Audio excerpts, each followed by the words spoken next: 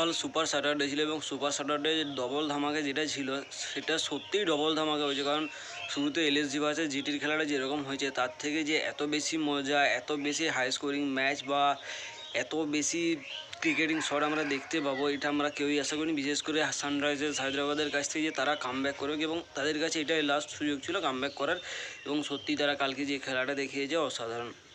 বিশেষ করে Nicholas Pooran এবং অরেঞ্জ ক্যাপের যে সম্পর্কটা এবছর ধীরে ধীরে গড়ে উঠেছে, এই সম্পর্কটাকে মেনে নিতে বাধ্য সমস্ত আইপিএলের ফ্যান বা সমস্ত যারা হাই স্কোরিং রান গেটার আছে তারা। কারণ এক সেকেন্ডের জন্য যদি অরেঞ্জ ক্যাপ অন্য কারোর মাথায় চলে যায় সেটা নিকোলাস পুরানের একদম সহ্য হয় না, এবং নিকোলাস পুরান সেই ইনিংসেই বা তার পরবর্তী ইনিংসে কিন্তু সে তার অরেঞ্জ ক্যাপ তার কাছে ফিরিয়ে নিয়েছে। অর্থাৎ অরেঞ্জ ক্যাপের উপর একটা অবৈধভাবে সম্পর্ক বা অবৈধভাবে অধিকার তৈরি হয়ে গিয়েছে নিকোলাস পুরানের, এবং সে সেটা মেনে নিতে বাধ্য না যে সে ছাড়া অন্য কেউ এই বছর অরেঞ্জ ক্যাপ পারুক। কালকে জিটি ভার্সেস এলএসজির ম্যাচে জিটির তরফ থেকে অসাধারণ শুরু করে দেয় ক্যাপ্টেন শুভমন গিল এবং তার ওপেনিং পার্টনার সাই সুদর্শন। দুজন মিলে একটা অসাধারণ ইনিংস বিল্ড করে, একটা পার্টনারশিপ হয় ভালো। সেখান থেকে শুভমন গিল 60 রানের মাথায় আউট হয়, সাই সুদর্শন 56তে আউট, এবং শেষের দিক থেকে এসে সাফরন রাদারফোর্ড 22 রান করে। এলএসজির তরফ থেকে শার্দুল ঠাকুর 34-এ 2, রবি বিষ্ণোই 36-এ 2 এবং রবি বিষ্ণোই 36-এ 2 এবং দিগ্বেশ রাঠি 30 রান দিয়ে 1 উইকেট তুলে নেয়। অপরদিক থেকে এলএসজির তরফ থেকে Aiden Markram, Nicholas Pooran, Ayush Bamni. পুরান 61, মার্করাম 58 এবং আয়ুষ বাদনি 28 রানে নট আউট থেকে ম্যাচ ফিনিশ করে। আয়ুষ বাদনি কিন্তু শুরুতেই ক্যাচ তুলে দেয় এবং সেটা মিস করে ওয়াশিংটন সুন্দর। যাই হোক, অপর দিক থেকে প্রসিদ্ধ কৃষ্ণা 26-এ 2, ওয়াশিংটন সুন্দর 28-এ 1 এবং রশিদ খান 35 রান দিয়ে 1 উইকেট তুলে নেয়। কালকের ম্যাচে প্লেয়ার অফ দ্য ম্যাচ হয় এইডেন মার্করাম, এবং তার পরবর্তী ম্যাচে যেভাবে প্রভসিমরন সিং এবং প্রিয়াংশ আরিয়া দুজন মিলে যেভাবে শুরুটা দেয় পাঞ্জাব কিংসকে, এবং তারপর থেকে এসে ক্যাপ্টেন মিডিল অর্ডারের ক্যাপ্টেন শ্রেয়াস আয়ার যেভাবে সামলিয়েছিল, এবং শেষের দিক থেকে এসে মার্কাস স্টোয়নিস পাঞ্জাবকে যে ফিনিশটা দিয়েছিল, অর্থাৎ ফিনিশিং টাচ যেরকম দরকার হয় সেই ফিনিশিং টাচটি কিন্তু যথাসম্ভব বা যতটা সম্ভব দেয় ততটাই দিয়েছিল মার্কাস স্টোয়নিস। কিন্তু ভাই একটা কথা লিটারেলি ভাবা দরকার যে অভিষেক শর্মার ইনিংস দেখে ট্রেভিস হেড ভয় খেয়ে গিয়েছিল যে এটা হয় সামনে মানব আছে না দানব আছে। কারণ কালকের ইনিংসটা অর্থাৎ 141 রানের ইনিংসটা মানবীয় না, ওটাকে দানবীয় বলাই ভালো। কারণ 56 বলে যদি কোনো ব্যাটসম্যান 141 রান করে তাকে দানবীয় ইনিংস, এবং সেই মানুষটাকে দানব বলে স্বীকার করা দরকার। কারণ এরকমভাবে বোলারদেরকে স্বীকার কোনো দানব ছাড়া করাটা অসম্ভব। কারণ প্রত্যেকটা বোলারের ইকোনমিক্যালকে 10-এর উপরে তুলে দিয়েছিল। অর্থাৎ প্রথমে তো মোহাম্মদ শামি 76 রান কনসিড করেন গুজরাটের তরফ থেকে।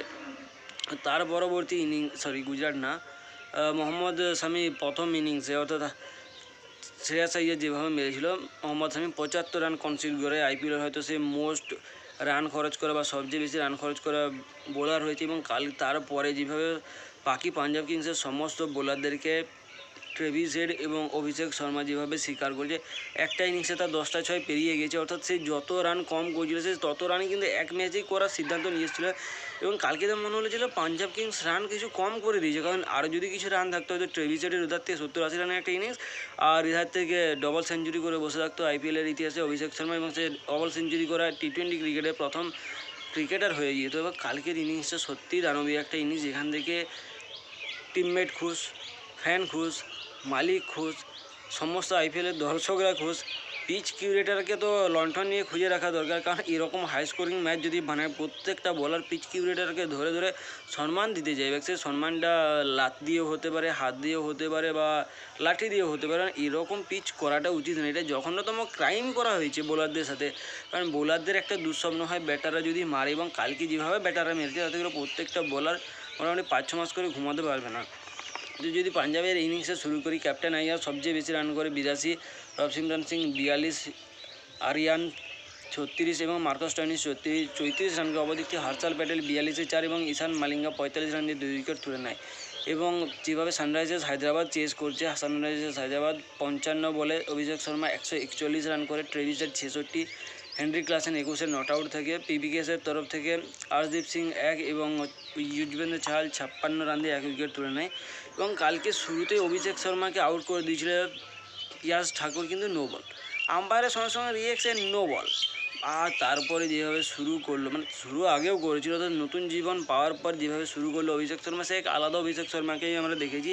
এবং এই অভিষেক শর্মাকে কোনো প্লেয়ার ভুলতে পারবে না, কারণ এর আগেও 175 হায়েস্ট করছিল ক্রিস গেলের, এবং সেটা আমাদের অনেক ছোটোবেলা ছিল তখন, এবং আমরা সেই ম্যাচটা দেখতে পাইনি বা সেই ম্যাচটা সেরকমভাবে মনে নেই। কিন্তু আজকের ম্যাচটা যতদিন বাঁচবে মনে থাকবে, এবং প্রত্যেকটা পাঞ্জাব কিংসের বোলারদেরও মনে থাকবে।